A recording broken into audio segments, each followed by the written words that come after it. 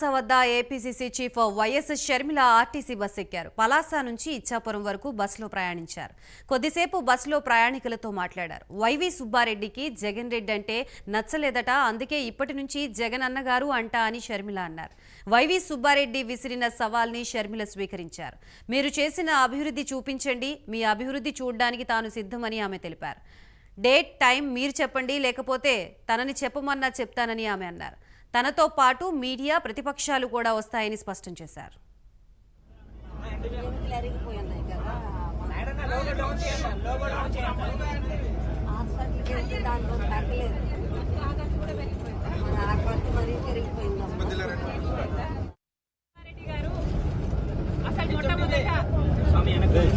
జగన్ రెడ్డి గారు అనడము వాళ్ళకు నచ్చలేదు.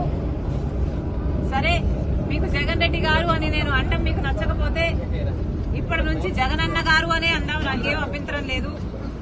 కానీ వైవి సుబ్బారెడ్డి గారు వాళ్ళు చేసిన డెవలప్మెంట్ ని చూపిస్తామన్నారు. సరే సార్, మీరు చేసిన డెవలప్మెంట్ ని చూపించండి, మేమంతా సిద్ధంగా ఉన్నాం చూడ్డానికి.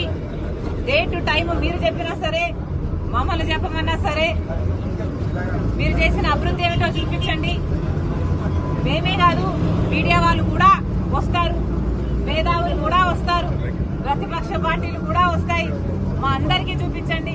మేమందరం కూడా మీరు చేసిన అభివృద్ధి ఏమిటి, మీరు కట్టిన రాజధాని ఎక్కడ, మీరు నడుపుతున్న పెట్రోల్ ఎక్కడ, మీరు కట్టిన పోలవరం ఎక్కడ, మీరు చేసిన డెవలప్మెంట్ కూడా అని ఆంధ్రప్రదేశ్ లో అందరూ కళ్ళల్లో ఒత్తులు వేసుకొని చూస్తున్నాము. చూపించండి. డేట్ మీరు చెప్పిన